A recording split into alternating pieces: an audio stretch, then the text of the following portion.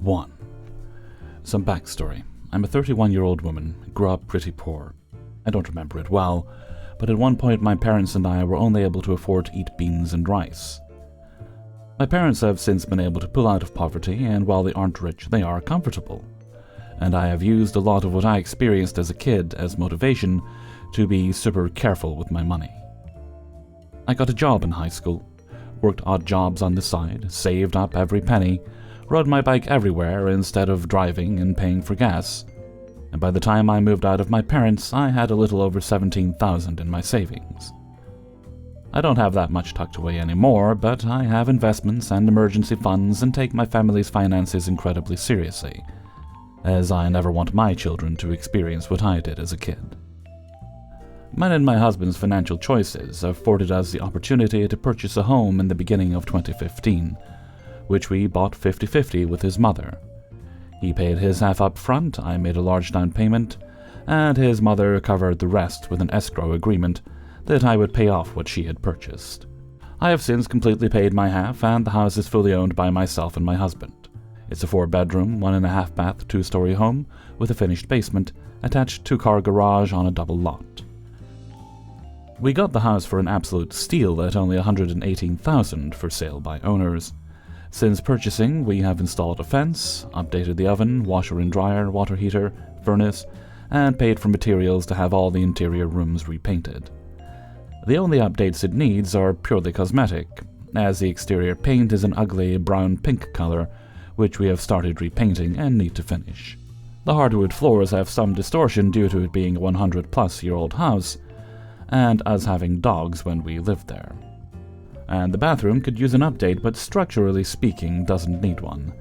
Needless to say, on a scale of 1 to 5, with 1 being tear down the house and start over, and 5 being it's ready to put on the market and sell for $300,000 today, the house is sitting at a 3.5 to 4.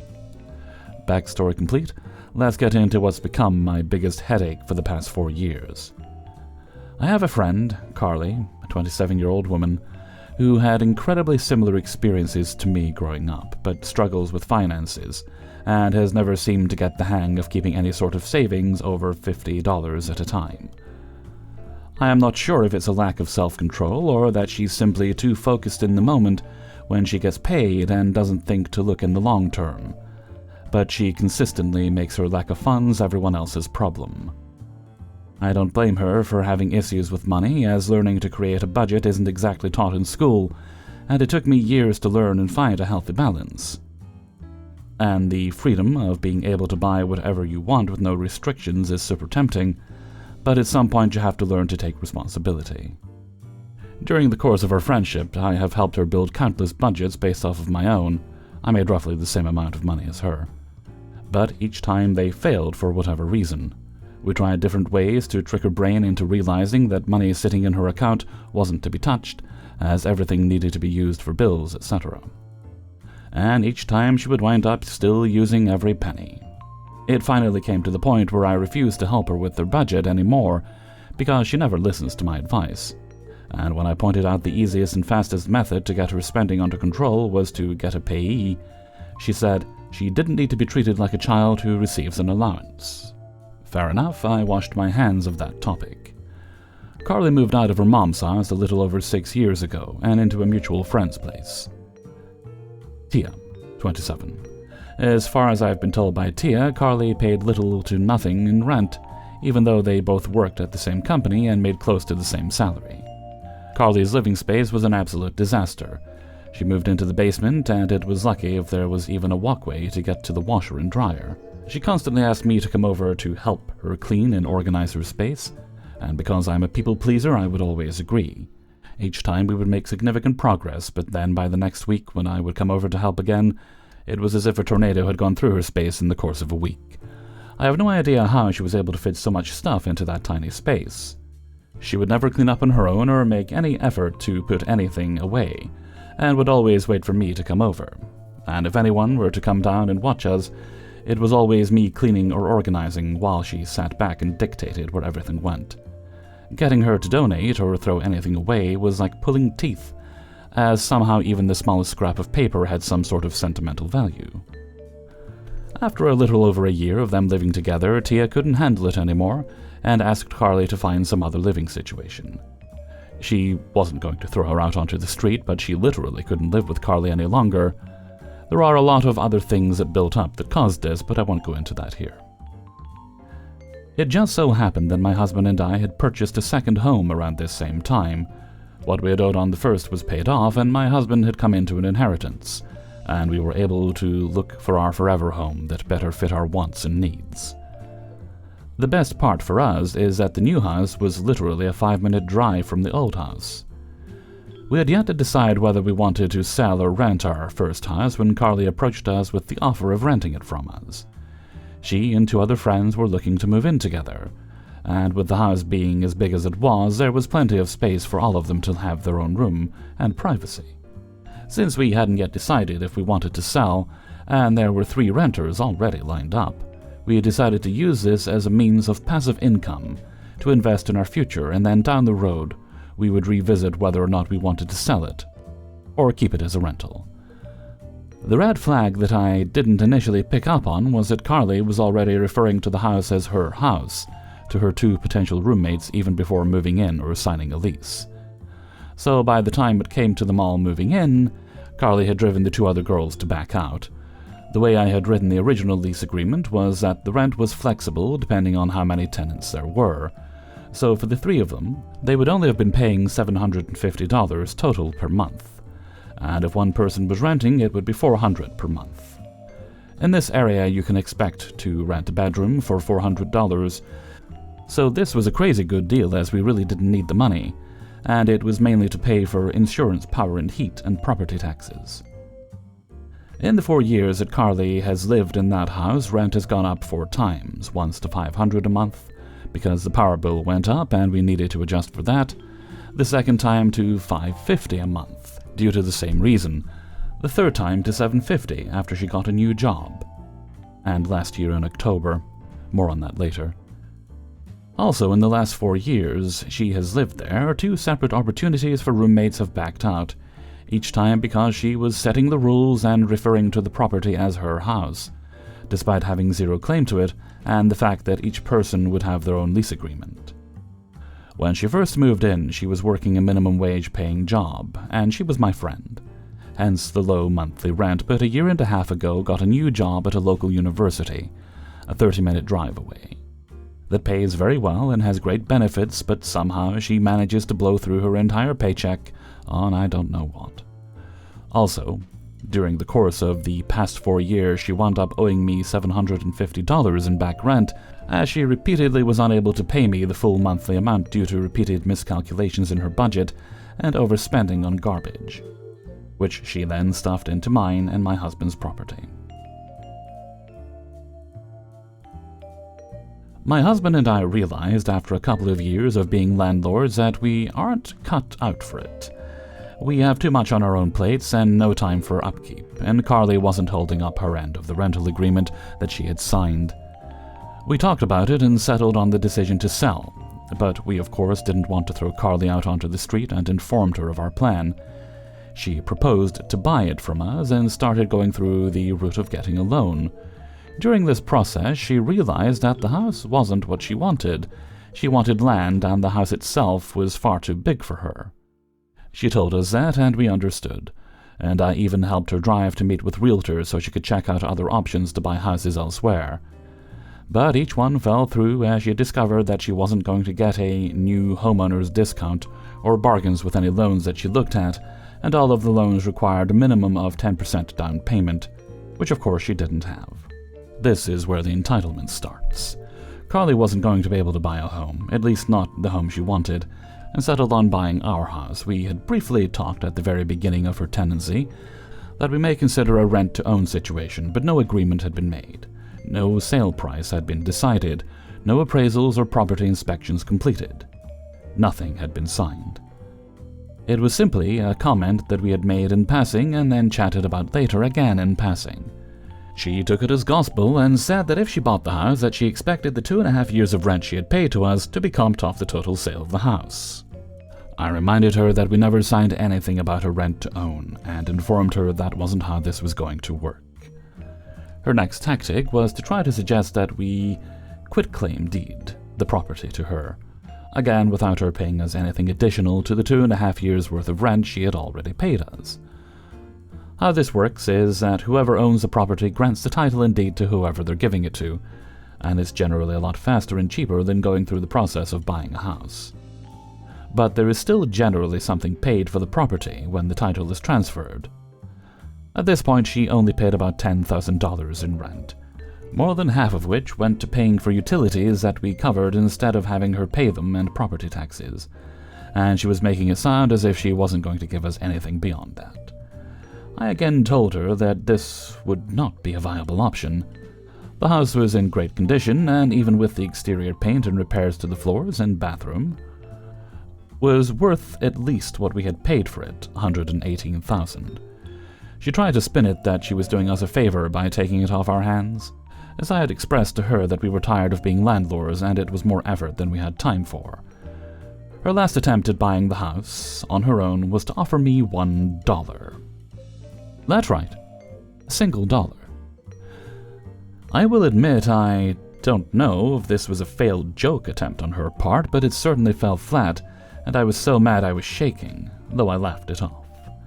Side note, during the time she has lived in the house, my husband and I have some stuff stored in the garage, as Carly parked on the street due to convenience, and she suggested on multiple occasions that she start charging us rent for storing things in our own house when none of it was in her way whatsoever, and we had already made it clear that if she purchased the house, we would remove all of our property. At the end of 2022, Carly started dating Reggie, a 22-year-old male. They were long distance and would take turns visiting each other, and Carly made the comment to Reggie that we were looking to sell the house, and we threw out a couple of numbers, the very lowest being $100,000, but said that we of course would have to have an appraisal and look at market value, etc. He offered to buy it from us and said that he would start the process in March or April of 2023. I was relieved, my husband was relieved, Carly was relieved, everything was looking great. Some information about Reggie at the time. He is a retired Marine. He gets a monthly check from the government for close to $2,000 on top of his well-paying job. I'm guessing based on what Carly told me, but at the time he made this offer, he was probably making between $4,500 to $5,000 a month. When March and April came around, Carly and Reggie informed us that he would not be able to afford paying both his rent where he lived and a monthly mortgage payment, and wouldn't be able to start the purchase process then, but would start the process in October instead, when he planned to move in with Carly. Before Reggie moved in, an ex-friend offered to rent a room in the house from Carly and pay her despite subletting being clearly stated in the lease agreement as prohibited. Carly so generously offered to pay us some of the amount that she was paid. The agreement fell through, and the friend did not stay in the room. I'm not exactly sure why he chose to do things the way he did, but Reggie didn't start the purchase process at all until after he moved and quit his job, meaning the only source of income he had to show the mortgage company was the monthly stipend from the government, which, even with a veteran's loan, doesn't work as proof of income. When he moved in, rent increased to $1,000 a month, which is still under the value for the size of the home, and a brand new rental agreement was written and signed stating that if he had not started the buying process to purchase the house from us by mid-April of 2024, that we would not be renewing the lease, nor would we work with them on month-to-month rental options, as myself and my husband are completely and totally over this mess. We also stated in the rental agreement that we were not going to list the house for sale as a sign of good faith to allow Reggie and Carly first choice on the house to buy it. Here's a rapid-fire list of things that have happened since October. Reggie paid the $750 that Carly owed to me in back rent. Carly and Reggie informed us at some point, either late November or early December, that they would not be buying the house as the repairs required amounted to more than $50,000. I don't know where they got this number, as I have budgeted on multiple occasions to redo the flooring, and it would be less than $15,000 to redo the entire house. Nor would repainting cost be more than a few thousand, or the bathroom remodel, as they intended to do the work themselves. We repaired the major damage in the bathroom recently for less than $500. They could not acquire rental housing due to having 3 cats and will indeed be staying in the house. We informed them that we are not renewing the lease and reiterated our reasoning. I made the mistake of telling Carly that we owed on our mortgage, and they turned around and offered us $50,000 to buy the house from us. Less than 1/3 the market value of the house if we sold it as is. We politely declined, and then promptly went home and screamed into pillows. They have repeatedly told Tia that they are desperate for money to the point of debating setting up a GoFundMe. All the while, Carly has gotten 2 brand new tattoos in the past year and has an international trip that she has paid for in full that she is going on at the end of March, and Reggie has still not acquired even a part-time job. We emergency installed a water heater that Reggie paid for that I will have fully paid back by the end of March. Carly quit her job, and now the only income they will have after the end of this week is Reggie's military stipend. Carly nonchalantly stated that we would have to renegotiate rent for this month and next month. There will be no negotiations. She made a bad decision and will have to live with the consequences of her actions. The most recent thing she did was text me 2 days ago asking if she could pay me in food for this month's rent. Knowing her, the amount she will pay will amount to only a couple of meals and maybe $75 in groceries, instead of the roughly $500 that they will owe.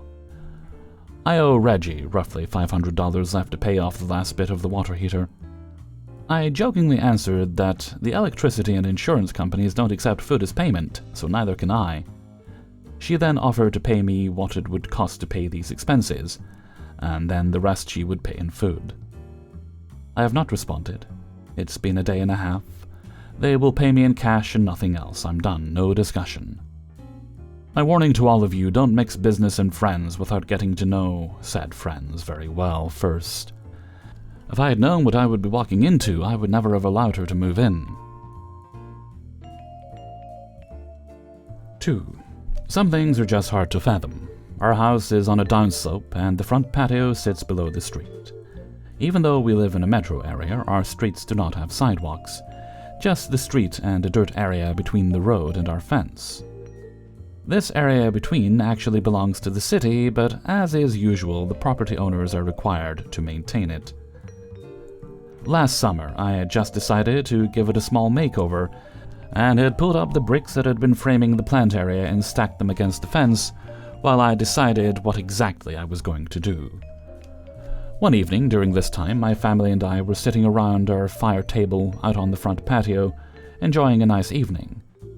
My sons and their significant others had driven over to visit us, and one had parked on the side of the road in front of the fence.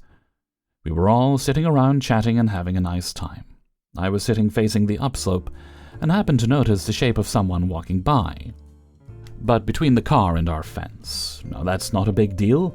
I had just dug up the plants that had been there, but it was a little weird, because this is a little tight, and there was more room on the side street. I didn't think too much about it until I saw someone do it again.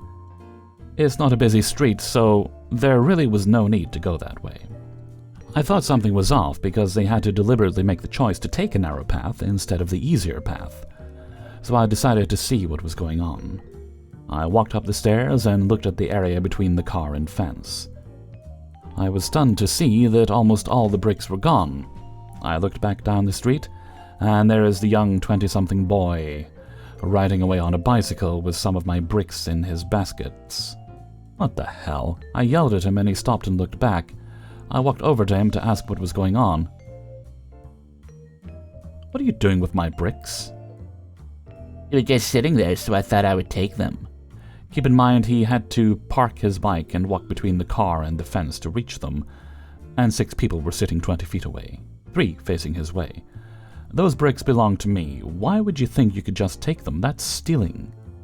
I'm not stealing. They were on land owned by the city. Technically true. And so they must be free to anyone. No, that's not how it works. It may be city land, but I am required to maintain it. And even if they were the city's, you would still be stealing the bricks from them. Well, I was told differently, so I just decided to have them. Stop trying to justify stealing. I need you to take those bricks, on the bike, back to where you got them, and then go get all the others you stole right now. This conversation was repeated many times as he kept defending his actions, and it took over 10 minutes to convince him he had to return the bricks. He seemed so confused, looking at me with big sad eyes like they were just sitting there in front of your house, so of course they're not yours, so I can take them. Why are you accusing me of stealing? For a minute, I felt like I had kicked a puppy. Then I snapped out of it and explained again to him exactly how the land use works, how it's wrong to take anything that doesn't belong to him, and once again demanded he return all of my bricks. I watched him take them off his bike, then ride down the block to gather the rest, one load at a time, and restack them in front of the fence. I was steaming. I've never in all my life, 60 plus, come across a person so ignorant in how the world works. And I gather from what his roommates told him there are more of them out there that think this way. By the way, it turns out they are college students renting a house. I feel sorry for their landlord and teachers. 3. So I work as a waitress at a 5-star hotel in Greece for the summer season, and I've heard lots of crazy demands over the years. This happened last season, around July of 2023, and it's not actually my story. It happened at the reception desk. It got spread around. So in Greece, the last few years, the temperature in the summer can reach up to plus 40 degrees Celsius, 104 Fahrenheit. We get a lot of tourists from northern countries that love this weather, but it's also way too hot. The week of the incident happened to be windy and raining lightly sometimes. There was this couple who low-key complained about it. When I happened to have them at my section of the restaurant, I would greet them good morning, and they would always answer with a yeah, cloudy one, or not sunny though, and things like that. It was only a few days later that I heard from a receptionist that they went up to the front desk and complained about the weather. According to her words, it went kinda like this. Hello, how may I help you? We've been here for 3 days and there's no sun. Yes, the weather is a bit cloudy these days, but it should be around 35 C, 95 Fahrenheit, today and tomorrow. We came to Greece for the sun, so could you please do something about it?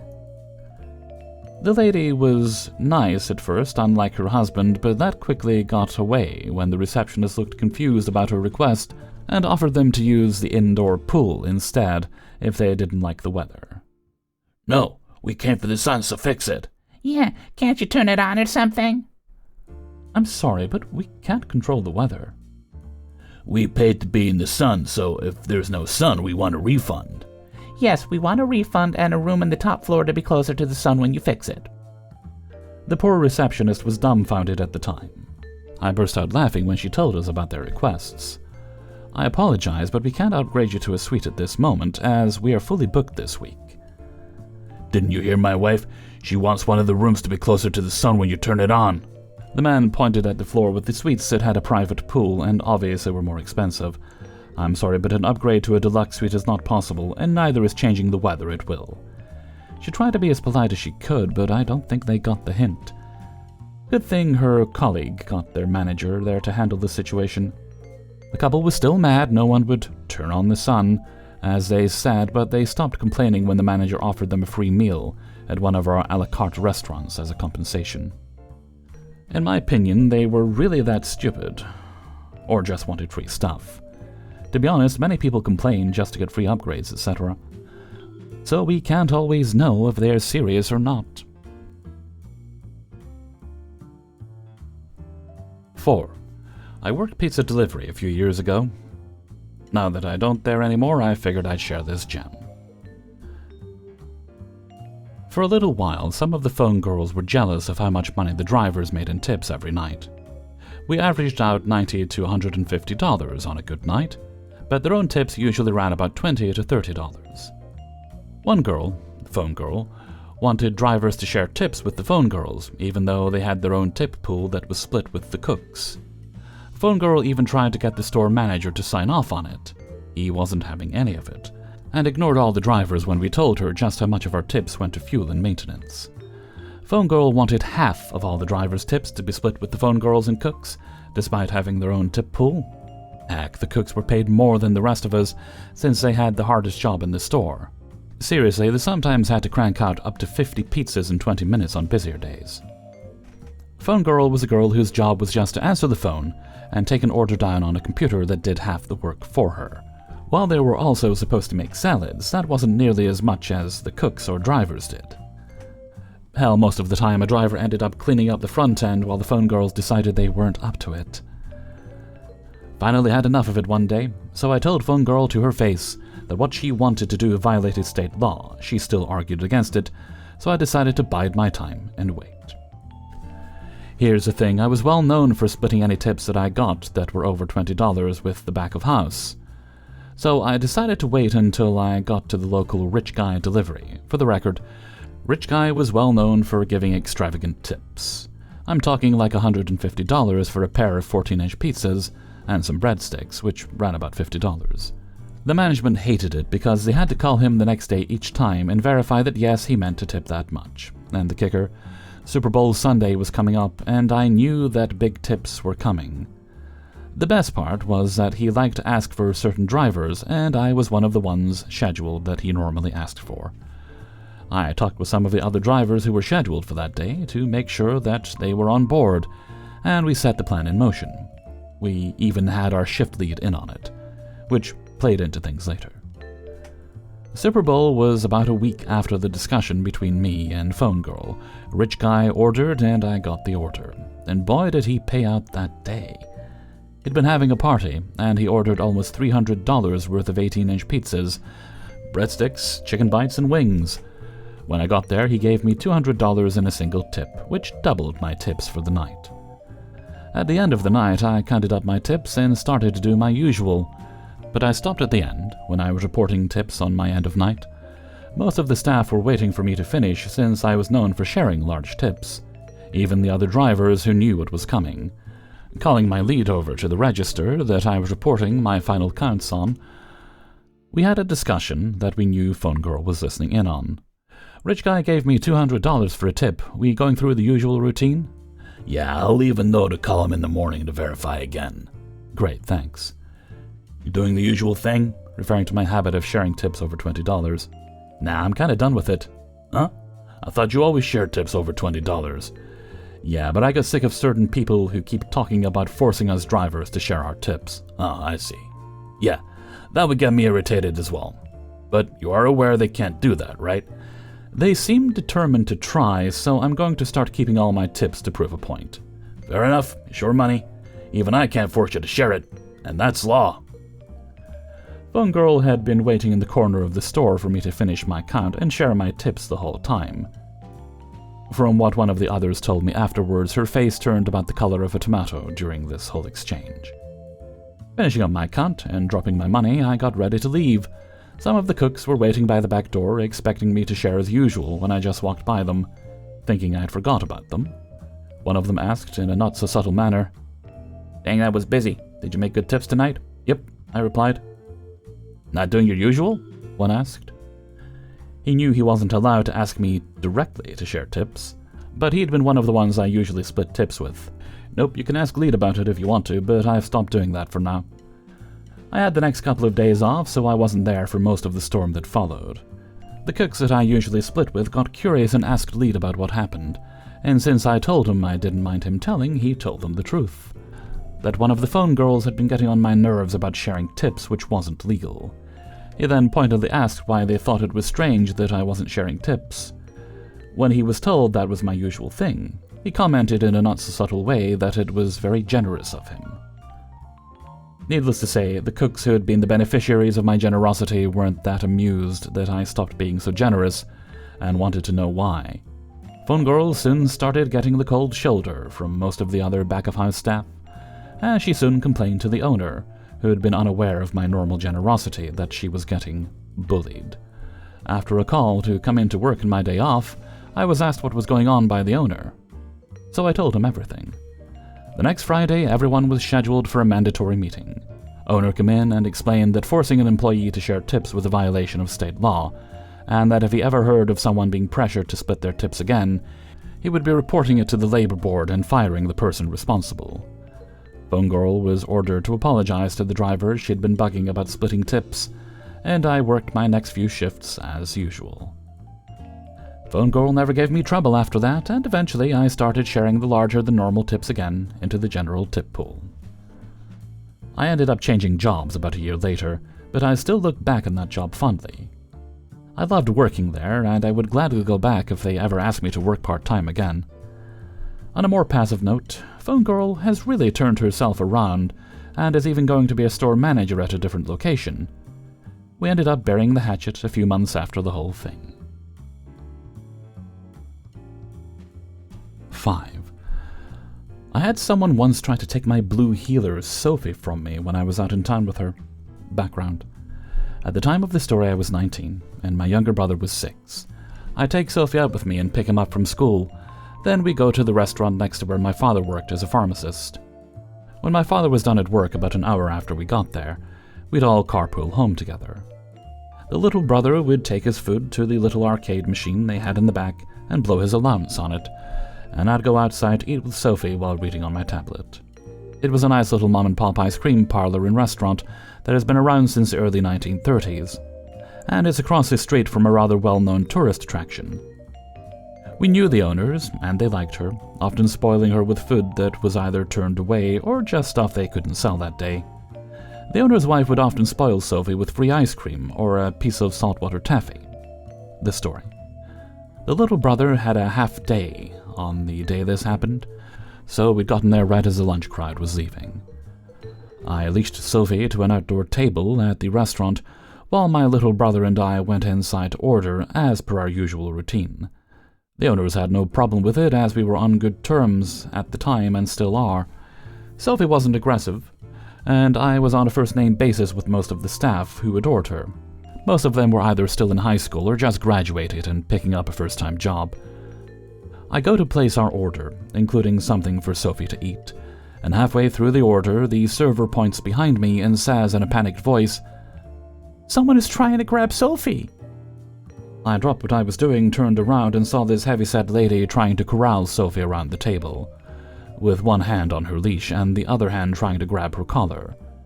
I had people ask me if she was for sale before. She was and still is a very beautiful dog, even at 16 years old now.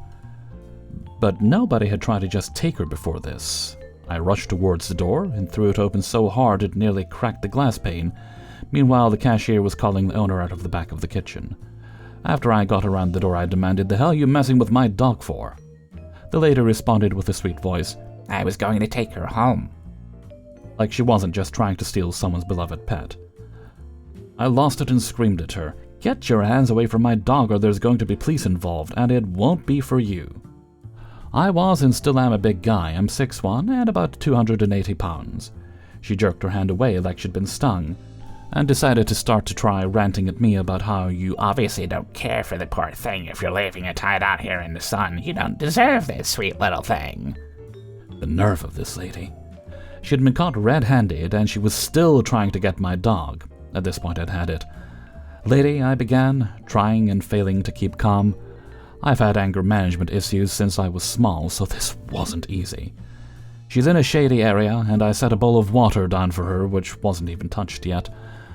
I'd been in the restaurant for about a minute before you decided to try to abduct her, and we eat outside of this establishment all the time. At this point, I was about ready to explode, but kept calm as I could as I grabbed Sophie's leash and unclipped it from the table. She immediately hid behind me, and I tried to back off, but this entitled lady wasn't done yet. "You don't deserve such a beautiful dog. I want her for my kids to play with," she demanded. At this, I sensed an opening to de-escalate the situation. "That's a terrible idea," I started, having an idea on how to get out of this situation. "This breed is notorious for being bad with kids." This is true with the breed, but not with Sophie. She's always loved kids, and she's mixed with Australian Shepherd, which are generally great with kids in my experience. But this lady didn't need to know that. "What are you talking about? She's been so friendly every time you were down here." This raised every alarm bell and red flag in my head at the time. She'd been watching me and Sophie for at least a week to know how often I was down here, and know our routine. She might even have planned this out in advance. This is a cattle dog. They're bred to work with half-wild cattle, and are known as healers for they bite at the heels of people and animals. They're not like Lassie. I started ranting. To be honest, I never knew if she understood the reference. And it doesn't matter anyway, this is my dog, and you're not getting her, so now leave us alone before the police get here. The staff have already called them. This was a bluff. I had no idea what the staff were doing. But it made her stop for a minute, and that was long enough for me to get back to the door and open it before asking the owner, who had come out of the back, "Hey, owner, mind if I wait in here with Sophie for a bit? Someone just tried to take her while she was out front."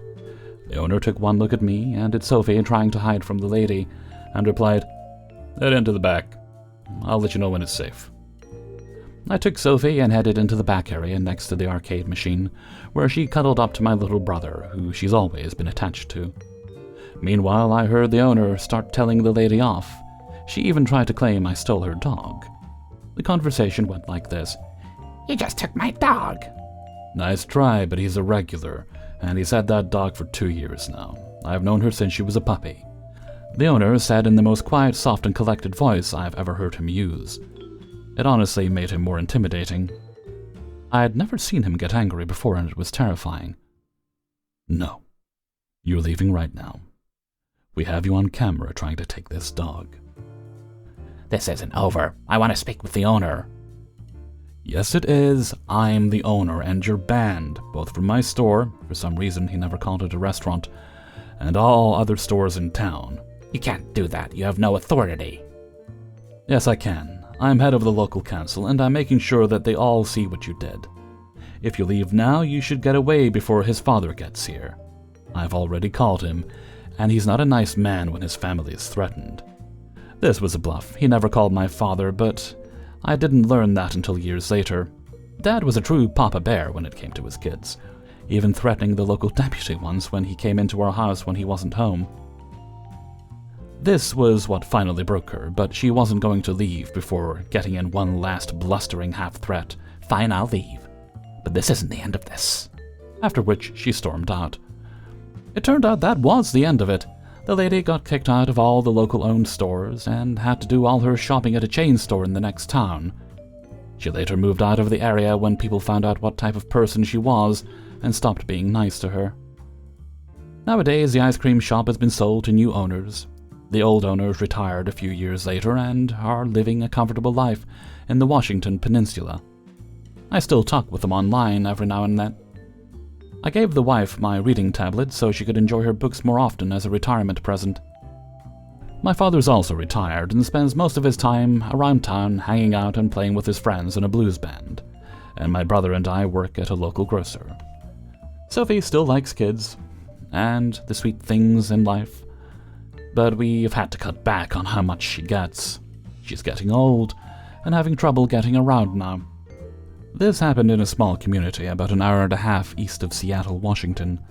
The locals were and still are a rather tight-knit community, and everyone out here knows each other. Most of the longer-lived stores around here used to be passed from parent to child. My family was no different, but Mom decided to pursue her own career when she was younger, and sold her part of the family business to her siblings. Dad grew up in a similar community in Idaho, so he's also big on small-town values, helping neighbors when they need it, taking care of others, etc. I was a third-generation local brat, and most of the area knew my family, since my uncle still ran one of the larger stores. Sadly, people from the larger urban areas are starting to migrate out this way, so a lot of the smaller businesses are being driven under by large chain stores. For all the pet owners out there, I'll say this: get your animal licensed, and chipped if possible. If you can't get them licensed, keep a photo and vet records on them, for when you have to prove it's your animal. And never make my mistake and leave your pet unattended in a public place.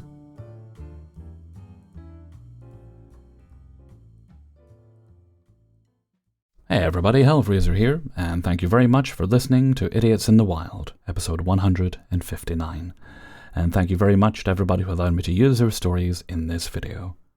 Before you go, please do hit the like button and share the video if you could. We'd like to get those numbers up there. If we can get them up high enough, the channel starts doing well enough, I can go back to doing this full time. And that would be very nice for me. And hopefully you guys, because I can do more videos then. If you'd like to get early access to the videos, then you can support me on my Patreon page, which is linked in the description. And you'll also find a link to the Hellfreezer merchandise store in the description too. If you really liked today's video, you can leave a tip by clicking on the heart with the $sign underneath the video. But you don't have to do that, although I do very much appreciate it. Okay, I don't think we have any other bits and bobs today, so let's move right along to Hellfreezer's question of the day. Today's question is: what is your favorite green vegetable? Mine tends to change, frequently as broccoli. Right now it's a toss-up between broccoli and cucumba, or cucumber. There's a little video that Jack showed me a while back about a guy who had a little cucumber song, and he called it cucumba. It was very nice, I liked it. It'd brighten your day if you find it. But right now, yeah, cucumbers, they're great. Sandwiches, a little cream cheese on there, maybe some deli meat if you're feeling fancy. Especially nice if you toast the bread. Don't toast the cucumbers, but toast the bread. Very nice. And of course, you can go in salads and other things as well. But that's mine, so why don't you let me know what yours are in a comment below. And before we go, let's have the answer of the day from a previous video. And this is from Idiots in the Wild, episode 128, and the question was in relation to the biggest, most ridiculous increase you'd seen in prices while shopping for groceries. Today's answer comes from Jenna Gets Creative. Similar to your store brand soup, I was complaining about the price of soup, instant noodles over here have tripled in price. Pre-pandemic, I could get a pack of instant ramen for 33 cents, now they're 75. Thank you very much for your answer, Jenna. Okay, and with that, I'm going to head off for now. So until next time, thank you very much for listening, and take very good care of yourselves.